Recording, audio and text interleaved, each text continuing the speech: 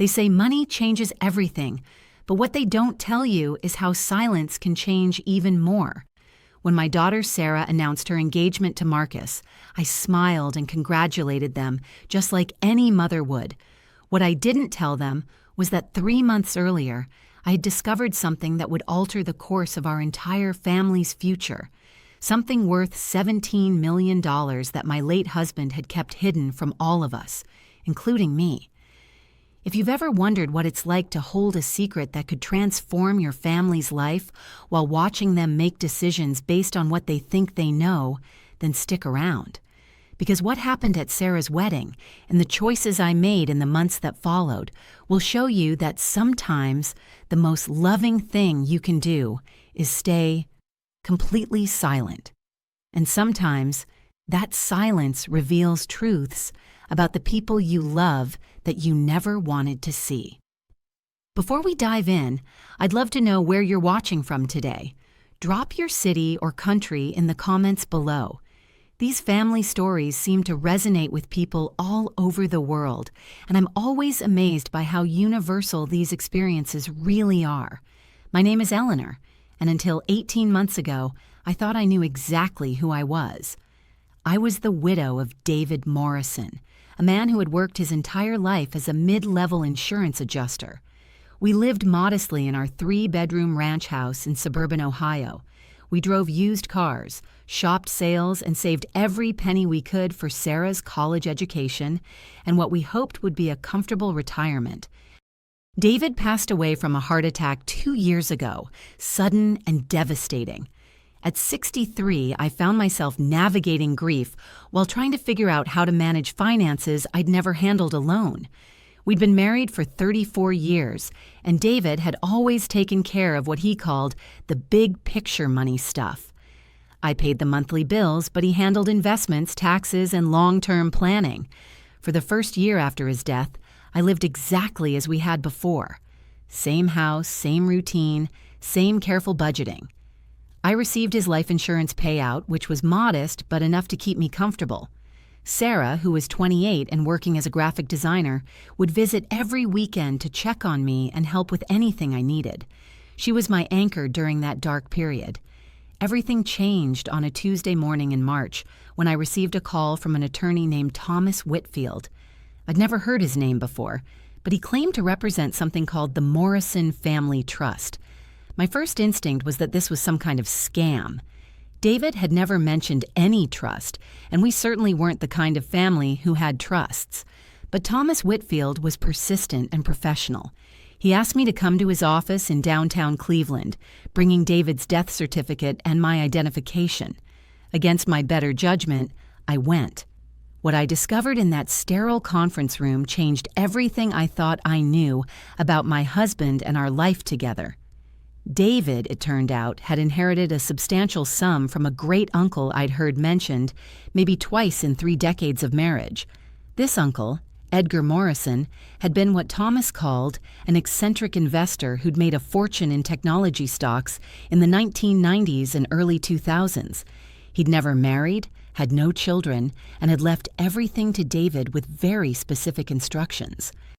The inheritance had been placed in an irrevocable trust that David couldn't access until he turned 65. If he died before 65, which he had, the entire amount would transfer to me with the same restrictions. I couldn't touch the principal until I turned 65, but I could receive the income it generated. And that income, Thomas explained with the kind of careful professionalism that barely contained his amazement, was approximately $40,000 per month. $40,000 every month for the rest of my life. I sat in that conference room staring at documents that showed an account balance of just over $17 million. $17 million that my husband had never mentioned. Not when we worried about Sarah's college tuition. Not when we postponed our dream vacation to Ireland year after year because we couldn't afford it. Not when I worked double shifts at the department store during Christmas seasons to help make ends meet. The trust documents were dated 15 years earlier, which meant David had known about this money for 15 years and had chosen not to tell me. Thomas explained that the trust had been structured to grow during those years, with all income reinvested until David reached 65 or passed away. Edgar Morrison, apparently, had believed that too much money too early in life was corrupting, but that it could be a blessing for retirement or for surviving spouses. I drove home in a daze, the trust documents in a manila envelope on my passenger seat. I kept glancing at them, wondering if I'd imagined the entire meeting. But the papers were real, and so was the bank account number that now belonged to me. That night, I sat in David's old chair in our living room, surrounded by the modest furniture and discount store decorations that had defined our life together, trying to understand why my husband had kept this secret. Was he protecting me somehow? Did he think I couldn't handle knowing about the money? Or had he been protecting himself, afraid that I might change if I knew we were wealthy? The more I thought about it, the more questions arose. I remembered conversations we'd had about money, about our future, about the sacrifices we were making. I remembered him working overtime during busy seasons, claiming we needed every dollar for Sarah's education. I remembered him suggesting we buy store-brand groceries instead of name brands, saying every penny counted for our retirement fund. Had all of that been unnecessary? Had he been playing some kind of elaborate game while I worried about our financial security? But alongside the confusion and hurt, I felt something else, a strange kind of freedom. For the first time in my adult life, I didn't have to worry about money. I could pay off the mortgage. I could travel. I could help Sarah and Marcus with their wedding expenses without straining my budget. I could finally live without the constant background anxiety about finances that had been my companion for 6 decades. Yet something held me back from immediately sharing this news with Sarah. Maybe it was the shock of discovering that David had kept such a massive secret.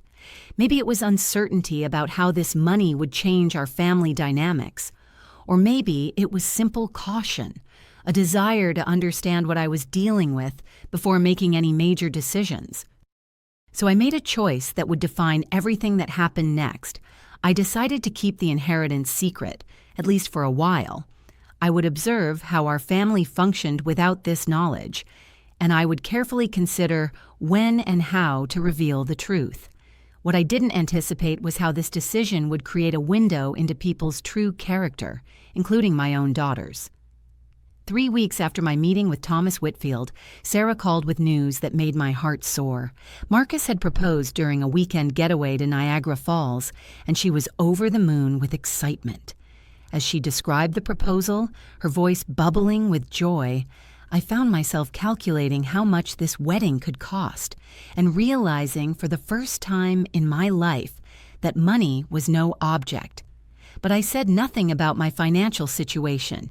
Instead, I congratulated her warmly and asked about their plans.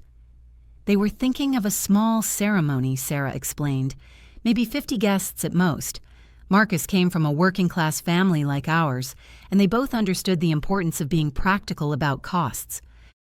I could have ended her financial concerns with a single sentence, but something made me hesitate. I wanted to see how they would handle the planning process. I wanted to understand what kind of wedding they truly wanted versus what they thought they could afford. And perhaps most importantly, I wanted to observe how they treated me during this process. You see, I'd been reading about family dynamics and inheritance online, trying to understand how sudden wealth affects relationships. What I learned was both fascinating and troubling. Money, it seemed, had a way of revealing people's true priorities and character. Some families were brought closer together by financial security, while others were torn apart by greed, entitlement, and changed expectations. I decided to conduct an experiment of sorts. I would participate in Sarah's wedding planning as if I were still the modest widow living on David's small life insurance policy. I would see how she and Marcus treated me, what they expected from me financially, and how they made decisions about their future. Only after I understood who they really were would I decide whether to share the inheritance. It felt like a reasonable plan at the time. I had no idea how revealing and painful this experiment would become. The first warning sign came during our initial wedding planning meeting.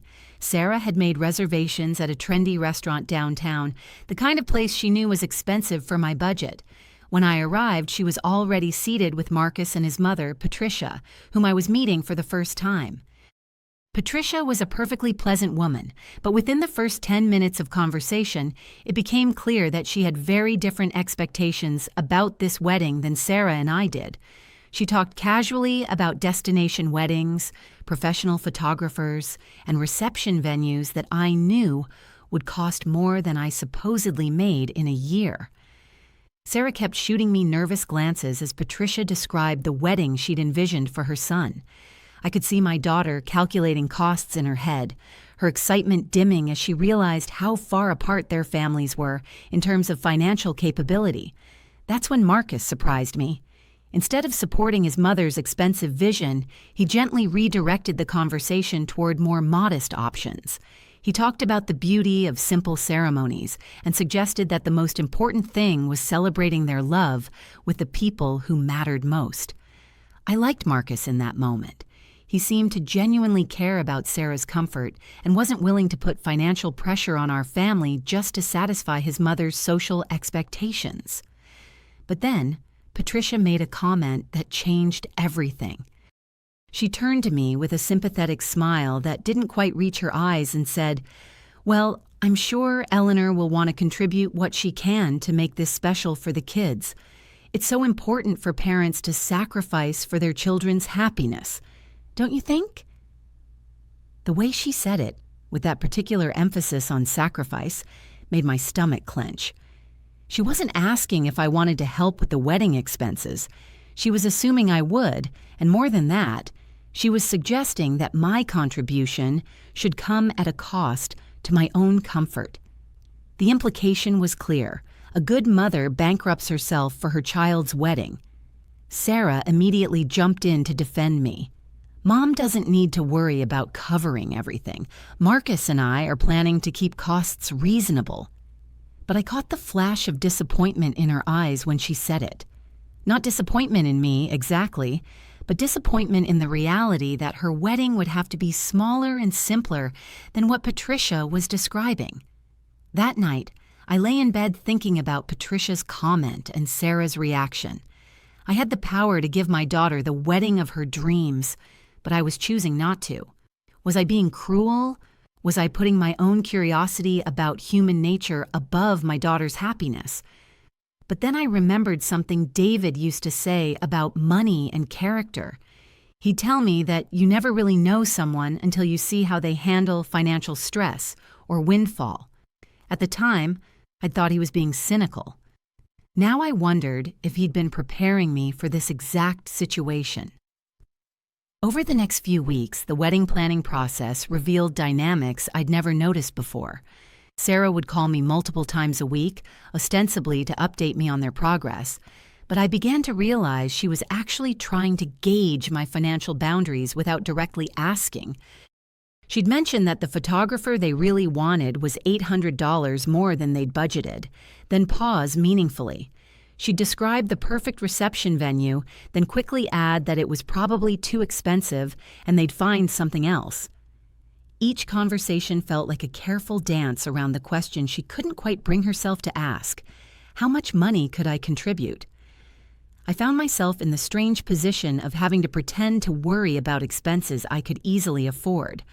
When Sarah suggested we tour a beautiful but pricey venue, I had to act concerned about the cost. When she showed me a dress she loved, I had to bite my tongue instead of telling her to buy it immediately.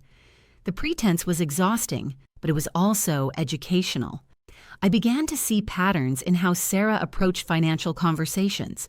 She never directly asked for money, but she created situations where I would feel pressured to offer it. She'd mention their struggles, emphasize how much something meant to her, or compare their situation to friends who had more family support.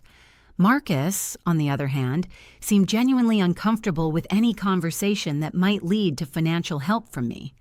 During one particularly awkward dinner, Sarah was describing the catering options they'd been exploring, clearly hoping I'd offer to cover the cost difference between their budget option and what they actually wanted. Marcus interrupted her mid-sentence. "Sarah, we've already decided we're going with the simpler menu. Your mom doesn't need to hear about every detail." There was something protective in his tone, as if he was trying to shield me from the pressure Sarah was applying. I respected that about Marcus, but it also made me wonder what conversations they were having privately. Was he encouraging her to ask me for money? Was he uncomfortable with the idea of accepting help from me? Or was he simply more aware than Sarah of how these conversations sounded? The answers came sooner than I expected. I was at Sarah's apartment one evening, helping her address invitations, when she stepped out to take a phone call. Her laptop was open on the kitchen table, and I couldn't help but notice she'd left her email open. I wasn't trying to snoop, but one subject line caught my attention. Wedding budget, final numbers. I shouldn't have looked. I know that. But the temptation was too strong, and I clicked on the email thread between Sarah and Marcus. What I read changed everything I thought I knew about my daughter. The email spanned several weeks and detailed their wedding budget discussions in painful detail. But it wasn't the numbers that shocked me. It was the casual way Sarah discussed my financial situation and what she expected from me. In one message, she wrote, "I think we can get at least $5,000 out of Mom. She's been pretty tight with money since Dad died, but this is my wedding. She'll find a way to make it work." In another, "I mentioned the photographer cost casually and she didn't offer to help, but I think she's just waiting for me to ask directly. I'll try again next week." And then the one that made my hands shake as I read it. "Marcus, you're being too nice about this. My mom has been saving money for years, and she doesn't have anything else to spend it on. She should want to make my wedding special. If she's not offering, it's because she doesn't understand how important this is to me." Marcus's responses were more measured, but they revealed his own assumptions about my situation. He wrote, "I don't want your mom to go into debt for our wedding, but you're right that she's probably been saving for something like this. Maybe we could ask her about a specific amount instead of hoping she'll offer." I sat there staring at the screen, feeling like I'd been punched in the stomach. My daughter wasn't just hoping I'd contribute to her wedding expenses. She was strategizing about how to extract money from me. She was calculating my financial capacity based on assumptions about my savings and my priorities. And worst of all, she was interpreting my hesitation to offer money as a sign that I didn't care about her happiness. But the most heartbreaking part was reading how she discussed my life after David's death. To Sarah, I was apparently a woman with nothing to spend money on, no dreams or goals of my own, just someone whose purpose was to fund her milestones. I closed the laptop and sat in Sarah's kitchen, surrounded by wedding invitations and sample centerpieces, trying to process what I'd learned. This was my daughter, the little girl I'd raised to be kind and considerate, casually discussing how to manipulate me into spending money I supposedly couldn't afford. When Sarah returned from her phone call, she found me sitting exactly where she'd left me, but everything between us had changed. She chatted cheerfully about the call she'd taken, some detail about the flowers, completely unaware that I'd just seen behind the curtain of her wedding planning process. That night, I made a decision that would define the next phase of my experiment. I would not only continue to hide my inheritance, but I would also test exactly how far Sarah was willing to push for financial support. I would see what she was truly prepared to ask of me and how she would react if I said no. I had $17 million in the bank, but my daughter was about to learn what it felt like when her mother appeared to have limits. The test came 2 weeks later when Sarah invited me to lunch at our favorite cafe, the same place where we'd shared countless mother-daughter conversations over the years. But this time felt different from the moment I sat down. Sarah was nervous, fidgeting with her menu and making small talk that felt forced. Finally, she took a deep breath and launched into what was clearly a rehearsed speech. "Mom, I need to talk to you about the wedding budget," she began, her voice taking on the overly bright tone she'd used as a child when asking for something she wasn't sure she'd get. "Marcus and I have been going over the numbers, and we're about $3,000 short of what we need for the wedding we really want." She paused, watching my face carefully. I kept my expression neutral, curious to see where she was going with this. "I know money has been tight since Dad died," she continued, "and I would never ask you to do anything that would put you in a difficult position. But I was wondering if maybe you'd considered contributing something toward the wedding expenses." The way she phrased it was clever. She wasn't directly asking for the $3,000 she'd mentioned. She was opening a negotiation, letting me name a figure while making it seem like the idea to contribute was mine. I took a sip of my coffee, buying time to consider my response. This was the moment I'd been preparing for, the test of what would happen when I appeared to have financial limitations. "Sarah," I said carefully, "I love you and I want your wedding to be beautiful, but $3,000 is a lot of money for me right now. I'm living on your father's life insurance and my small pension.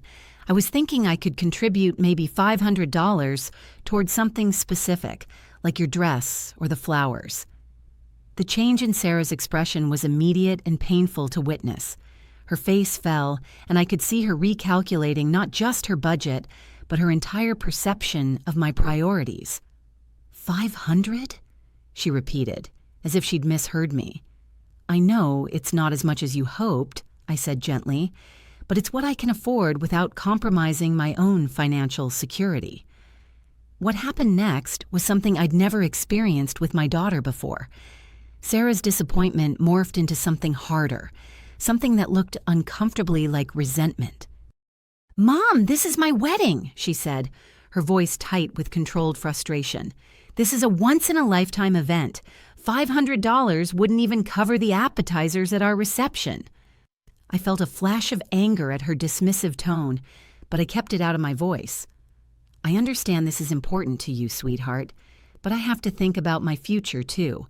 I'm 63 years old, and I need to make sure I have enough money to take care of myself." "But you have Dad's life insurance money just sitting in the bank," Sarah pressed.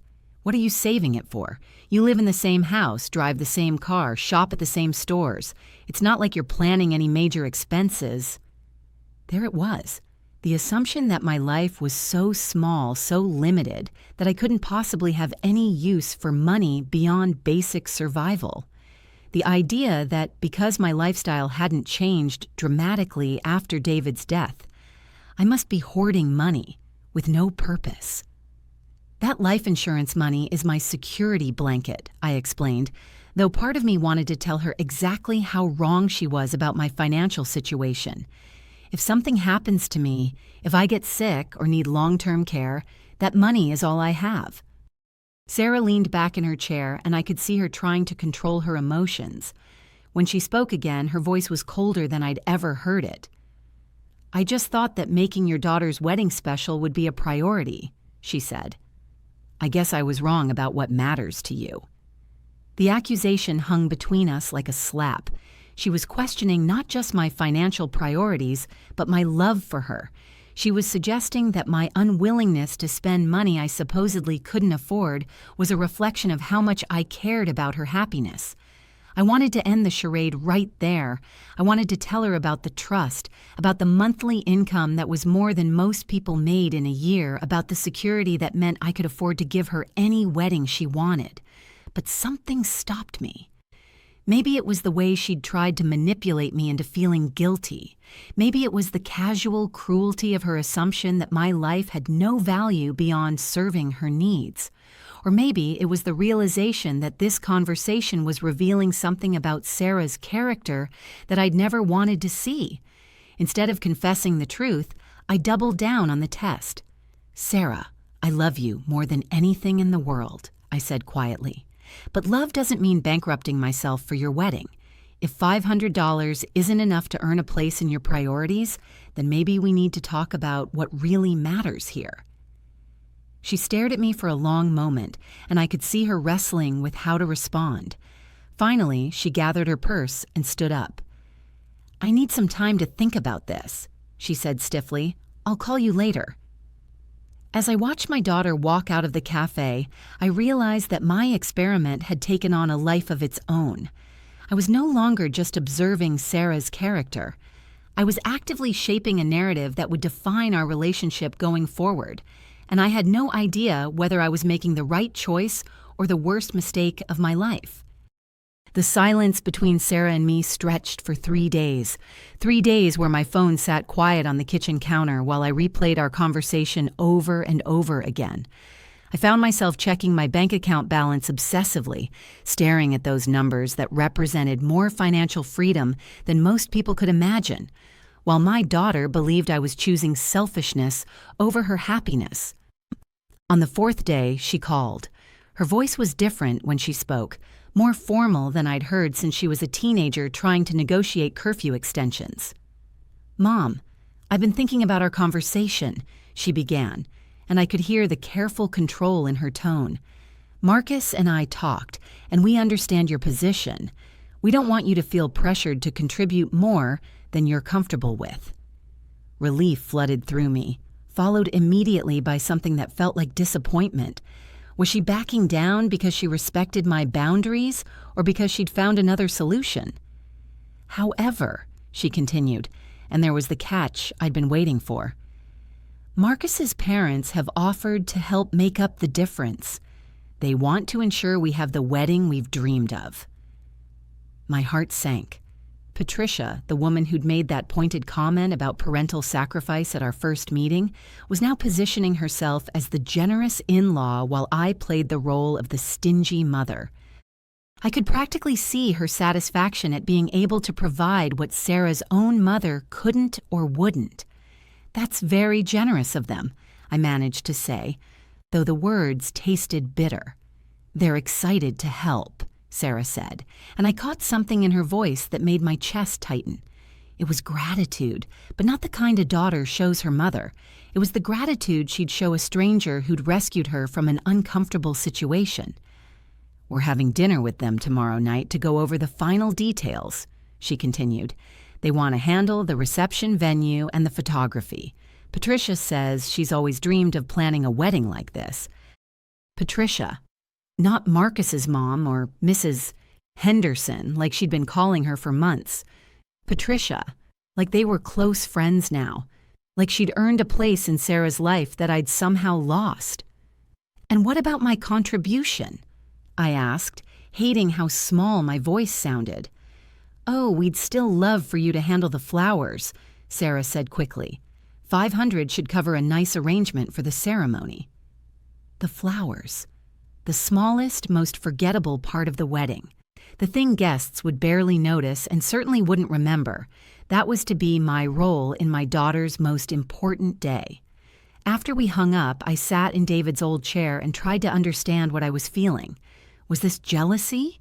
Regret? Or was it something deeper? Something that went to the core of what it meant to be Sarah's mother? I'd created this situation by hiding my wealth, but Sarah's response revealed something that would have existed regardless of my financial status. She'd written me off the moment I appeared to have limitations. She'd found a replacement provider without even trying to understand why I might need to be careful with money. The irony wasn't lost on me.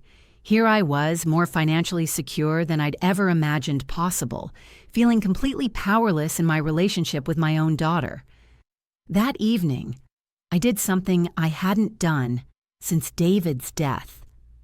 I poured myself a large glass of wine and called my sister Janet in Phoenix.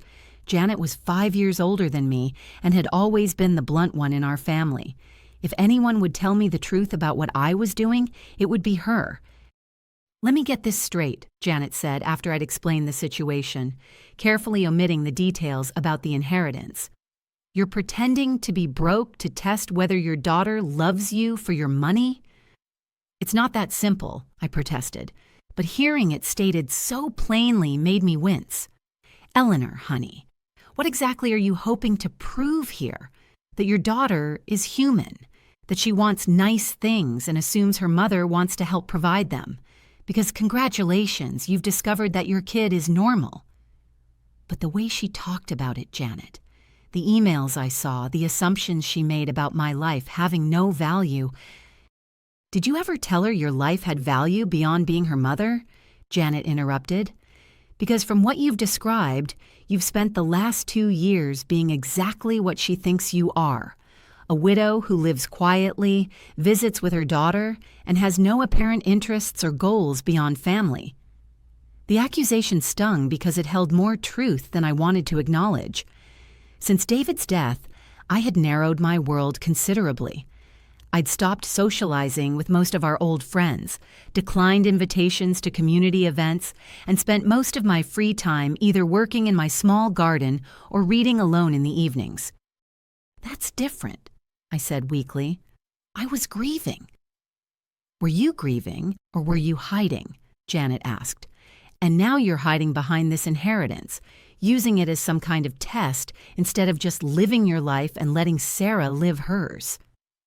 After we hung up, I couldn't shake Janet's words. Was I hiding? Had I created a version of myself that was so small and limited that Sarah's assumptions were actually reasonable? But even if that were true, it didn't excuse the casual way she'd dismissed my concerns about financial security. It didn't justify her strategy sessions with Marcus about how to extract money from me. And it certainly didn't explain her immediate pivot to accepting help from Patricia the moment I appeared to have boundaries. The wedding planning continued over the next few weeks, but I found myself relegated to the margins of the process. Sarah would call with updates, but they were brief and felt obligatory. She'd mention decisions that had been made, venues that had been selected, details that had been finalized, all with Patricia's guidance and financial support. I tried to express interest, to ask questions about her choices, but I could feel the distance growing between us. It wasn't just that I wasn't contributing financially, it was that Sarah had mentally reorganized the wedding party, placing Patricia in the role of primary maternal figure and me in the role of beloved but limited relative. The shift became most apparent during what should have been one of our most intimate mother-daughter moments, shopping for her wedding dress. Sarah called on a Thursday morning, her voice bright with excitement. "Mom, I found the perfect dress. Patricia and I were at that bridal boutique downtown yesterday, and there was this absolutely stunning gown that just spoke to me." My first reaction was hurt that she'd gone dress shopping without me, but I pushed that aside. "That's wonderful, sweetheart. When are we going to see it?" "Well, that's the thing," Sarah said, and I could hear her trying to navigate delicate territory. "Patricia already put a deposit down to hold it. She insisted, said she wanted to do this for me, but I'd love for you to come see it and give me your opinion." Your opinion, not your approval, not your blessing. My opinion, like I was a friend whose taste she valued, but whose financial contribution wasn't necessary. When we met at the bridal shop that Saturday, Patricia was already there, chatting with the sales associate like they were old friends. She greeted me warmly enough, but there was something proprietary in the way she stood beside Sarah, something that suggested she'd earned her place through generosity while I was there on sufferance. The dress was beautiful. There was no denying that. Sarah looked radiant in it, like every bride dreams of looking. But as I watched her turn in front of the three-way mirror, I felt like an outsider looking in on someone else's moment. "Isn't it perfect?" Patricia gushed, adjusting the train with practiced hands. I told Sarah the moment I saw it that this was the dress. Sometimes you just know, don't you? Sarah beamed at Patricia in the mirror, and I saw something that made my heart ache. It was the look she used to give me when I'd found the perfect Halloween costume or birthday present, that expression of pure gratitude and love for someone who'd made her dreams come true. "What do you think, Mom?" Sarah asked, turning to face me directly. I looked at my daughter in her perfect dress, purchased by another woman's generosity, and felt the weight of my own choices settling around me like a shroud. "You look absolutely beautiful," I said honestly. "It's everything a wedding dress should be." But what I was really thinking was that I could have bought her 10 dresses like this one without even checking my account balance. I could have given her the fairy tale wedding she'd always dreamed of, the one Patricia was now providing. Instead, I was standing there as a spectator to my own daughter's joy, having voluntarily surrendered my role to prove a point that was becoming less clear to me every day. As we left the bridal shop, Patricia linked arms with Sarah and began chattering about accessories and shoes. their heads bent together in intimate conversation. I walked a few steps behind them, feeling invisible in a way that had nothing to do with money and everything to do with the choices I'd made. That night, I sat at my kitchen table with a calculator and a notebook, doing something I'd never done before. I calculated exactly what Sarah's dream wedding would cost, down to the smallest detail. The venue she'd originally wanted, the photographer whose work had made her eyes light up, the band she'd mentioned wistfully before scaling back to a DJ, the flowers that would have filled every space with color and fragrance. The total came to just under $43,000, less than I made in monthly income from the trust, less than I could have written a check for without thinking twice. But I hadn't just refused to pay for her dream wedding. I'd made her believe that her dreams were unreasonable, that her desires were too expensive for our family's reality. I'd forced her to scale back her vision and accept help from virtual strangers because her own mother appeared too selfish or too poor to prioritize her happiness.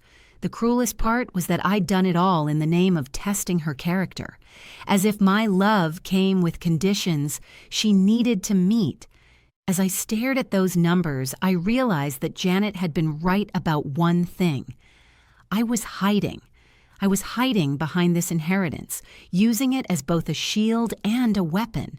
A shield to protect myself from having to be vulnerable with Sarah about our relationship, and a weapon to punish her for not loving me the way I thought she should. But the experiment I'd designed to reveal Sarah's true nature had revealed something much more uncomfortable: my own capacity for manipulation and control. I'd turned my daughter's most important milestone into a test she didn't even know she was taking, with rules I'd never explained and stakes she couldn't have imagined.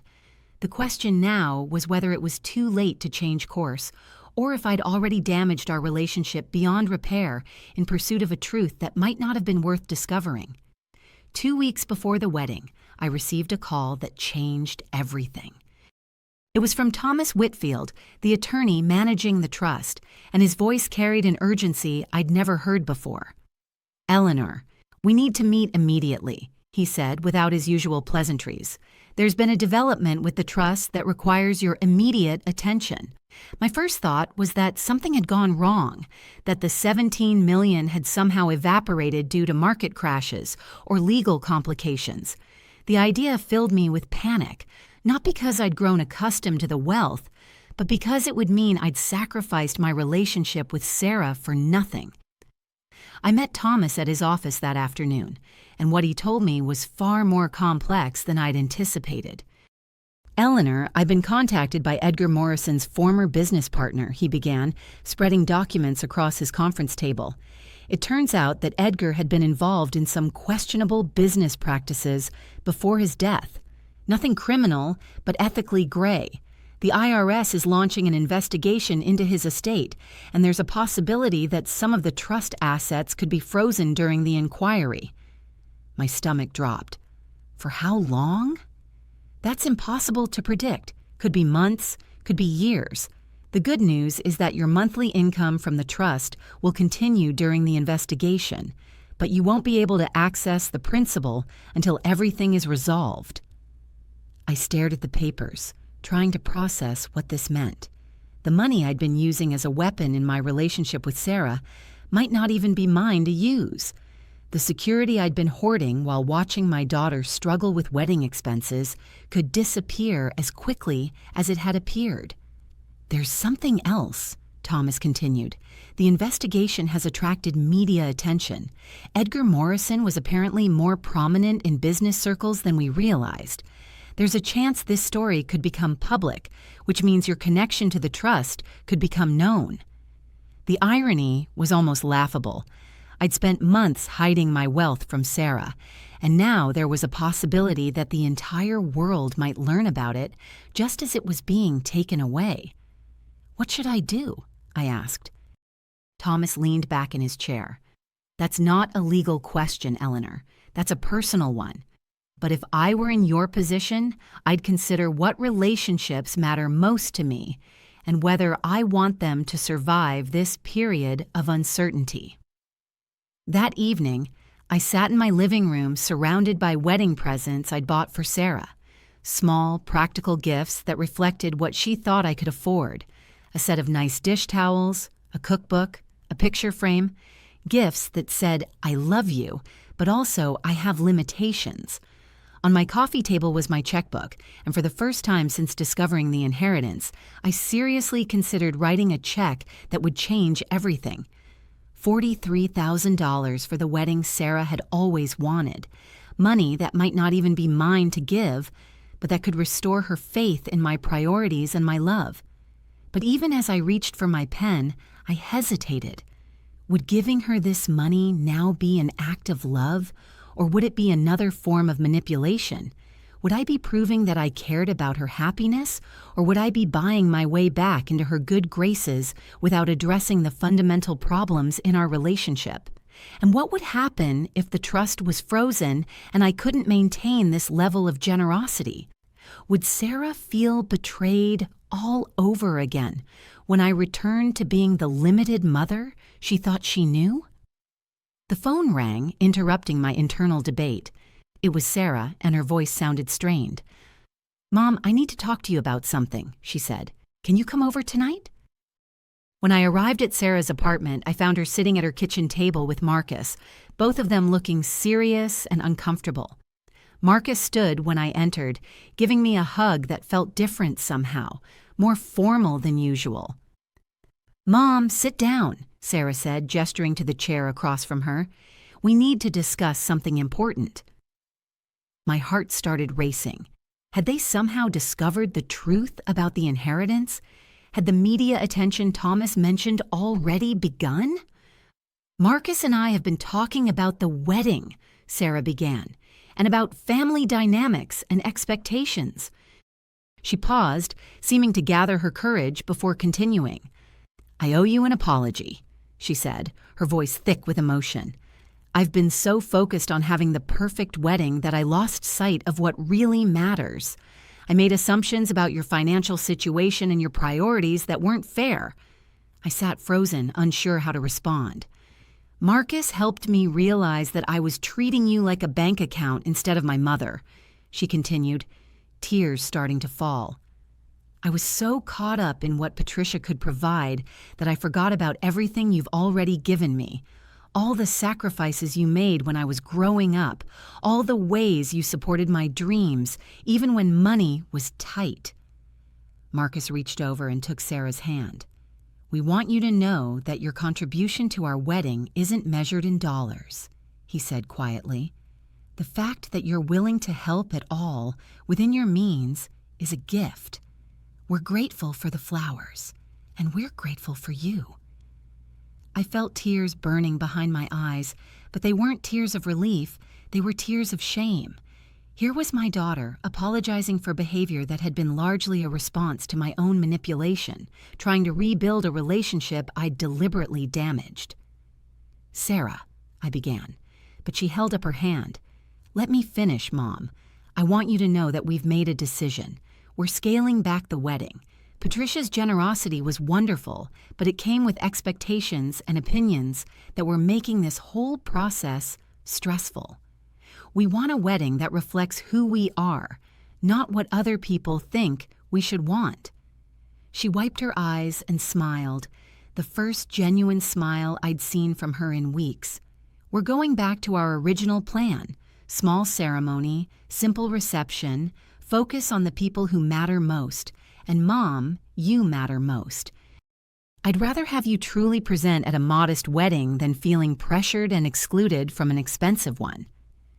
As I looked at my daughter's tear-stained face, full of love and determination to make things right between us, I realized that my experiment had revealed something I'd never intended to discover. Sarah's character wasn't the question. Mine was. She was willing to sacrifice her dream wedding to preserve our relationship. She was apologizing for behavior I deliberately provoked. She was choosing love over luxury, connection over celebration, and I was still sitting there with a secret that made everything she was saying both unnecessary and heartbreaking. The moment had come to make a choice that would define not just our relationship, but who I wanted to be as a mother and as a person. I reached across the table and took both of Sarah's hands in mine, feeling their warmth and the slight tremor that revealed how much this conversation was costing her. "Sarah, sweetheart, there's something I need to tell you," I said, my voice barely above a whisper. "Something I should have told you months ago." She looked at me with those same brown eyes that had trusted me completely when she was 5 years old, asking me to check for monsters under her bed. Now I was the monster she didn't know was there. "What is it, Mom?" she asked, concern replacing the relief that had been on her face moments before. I took a deep breath, knowing that the next words out of my mouth would change everything between us forever. 3 months after your engagement, I discovered that your father had kept a secret from both of us, a very big secret. My hands were shaking now, and I could feel Marcus and Sarah's attention focusing on me with laser intensity. "What kind of secret?" Sarah's voice was barely audible. "Your father inherited money from his great-uncle Edgar, a lot of money. $17 million, Sarah. It was placed in a trust that I couldn't access until now, and your father never told me about it." The silence that followed was deafening. Sarah's face went through a series of expressions: confusion, disbelief, and then something that looked like horror as the implications began to sink in. $17 million, she repeated slowly, as if testing the words. $17 million. I nodded, unable to speak. "And you've known about this for months?" Her voice was getting stronger, edged with something I'd never heard directed at me before. "While I was worrying about wedding costs and asking you to contribute $500 for flowers." "Sarah, I can explain." "Explain what?" She stood up abruptly, her chair scraping against the floor. "Explain how you watched me stress about money while you're sitting on $17 million? Explain how you let Marcus's parents pay for our wedding because you were pretending to be poor." Marcus was staring at me with an expression I couldn't read. "Mrs. Morrison, why didn't you tell us?" The question I'd been dreading, the one I'd been trying to answer for myself for months. "I wanted to see who you really were," I said, the words sounding pathetic even to my own ears. "I wanted to understand how you'd treat me if you thought I had limitations." Sarah laughed, but there was no humor in it. "You wanted to test us? You turned my wedding into some kind of psychological experiment?" "It wasn't like that." "What was it like then, Mom?" Sarah's voice was rising, and I could see neighbors' lights coming on across the courtyard. "Because from where I'm sitting, it looks like you decided to torture your own daughter to satisfy your curiosity about human nature." I felt tears streaming down my face, but they felt inadequate for the magnitude of what I'd done. "I was scared," I said, the truth finally tumbling out. "I was scared that if you knew about the money, it would change everything between us. I was scared you'd only love me for what I could give you. So instead, you made me believe I was asking too much of you," Sarah said, her voice breaking. "You made me feel guilty for wanting nice things at my own wedding. You let me think I was being selfish and unreasonable." Marcus put his hand on Sarah's arm. "Maybe we should all take a breath here." But Sarah shook him off, her eyes never leaving mine. "Do you have any idea what the last few months have been like for me? The guilt I felt every time I mentioned something I wanted, the way I started editing myself around you, afraid to seem too demanding?" Each word hit me like a physical blow because I could see the truth of it written across her face. I had damaged my daughter in ways I'd never intended, all in the name of protecting a relationship that hadn't needed protecting. "And Patricia," Sarah continued, her voice getting quieter, but somehow more devastating. "I let Marcus's mother plan my wedding because I thought my own mother couldn't afford to care about my happiness." The room fell silent except for the sound of Sarah's ragged breathing and my own quiet sobbing. Marcus looked like he wanted to be anywhere else in the world. "How much?" Sarah asked suddenly. "What?" The monthly income from the trust. How much do you get every month? I closed my eyes, knowing this would be the final nail in the coffin of our relationship. $40,000. Sarah sank back into her chair as if I'd slapped her. $40,000 every month. Sarah, stop. She held up her hand. Just stop talking for a minute. We sat in devastating silence while she processed this information. When she finally looked at me again, her eyes were dry but distant. I need you to leave, she said quietly. Sarah, please, let me explain. There's nothing to explain, Mom. You had your reasons, I'm sure. You always have reasons. But I can't look at you right now without seeing every conversation we've had in the last few months and realizing it was all theater to you. I stood slowly, feeling every one of my 63 years in my bones. I love you, Sarah. Everything I did because I love you. She looked at me with an expression that broke my heart completely. I know you think that's true, Mom, but love doesn't test people. Love doesn't watch them struggle when you have the power to help. Love doesn't turn your child's wedding into a psychology experiment. As I walked to the door, she spoke once more, her voice so quiet I almost missed it. The saddest part is that you were right to test me. I did see you differently when I thought you had limitations, but the person who failed your test wasn't me, Mom. It was you. I drove home through empty streets, replaying Sarah's words over and over. She was right, of course. I had failed my own test in the most spectacular way possible. I discovered that I was capable of cruelty disguised as wisdom, manipulation disguised as protection. When I got home, I sat in David's chair and finally understood why he'd kept the inheritance secret. Not because he didn't trust me, but because he'd recognized something I was only now beginning to see. Money doesn't just change how others see you, it changes how you see yourself. And sometimes that change isn't for the better. The wedding took place 2 weeks later. I wasn't invited. I watched from my car parked across the street from the small church where Sarah and Marcus exchanged vows. It was exactly the simple, beautiful ceremony she'd described months earlier, before Patricia's grand plans had complicated everything, before my silence had complicated everything even more.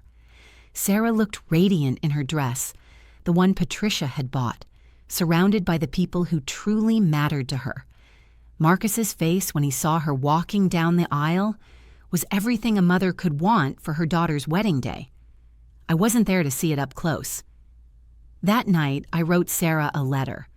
Not an email or a text, but an actual letter on paper, the way my mother had taught me important things should be communicated.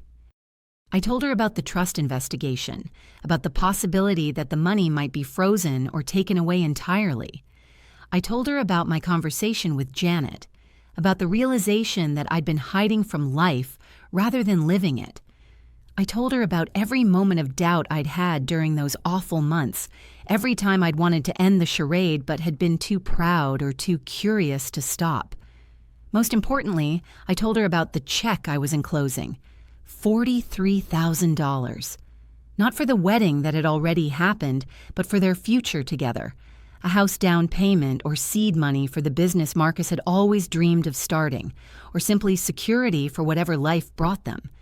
This money comes with no strings attached, I wrote. No expectations, no tests, no conditions. It comes with only my love and my profound apology for the pain I caused you both. I hope someday you might forgive me, but I understand if you can't. I failed you as a mother, and I failed myself as a human being. I'm trying to learn how to do better. I mailed the letter before I could change my mind. Sarah called 3 days later. Her voice was different, older somehow, more cautious than it had ever been with me. I got your letter, she said, and I'm not ready to forgive you yet, Mom. What you did hurt me in ways I'm still figuring out. But I want you to know that I understand why you were scared, and I want to try to rebuild what we had, if you're willing to do it honestly this time. It wasn't forgiveness, but it was hope. And after the months of deception I'd put us both through, hope felt like more than I deserved. "I'd like that very much," I said, meaning it more than I'd ever meant anything. "It's going to take time," she warned. "And it's going to take you being the mother I actually need, not the mother you think I should want." "I understand." There was a pause, and then she said something that surprised me. "Mom?" For what it's worth, I think Dad would have been proud of you for finally telling the truth, even if it took you way too long to get there. As we hung up, I realized that Sarah was right about something else too. The person who had ultimately passed the test was her. She'd been willing to forgive manipulation and cruelty from someone who was supposed to love her unconditionally. She'd chosen reconciliation over resentment, hope over hurt. I had $17 million in the bank, but my daughter's capacity for grace was worth infinitely more. The road back to each other would be long and uncertain, but for the first time since David's death, I felt like I was finally moving towards something instead of hiding from it. And that, I realized, was worth more than all the money in the world.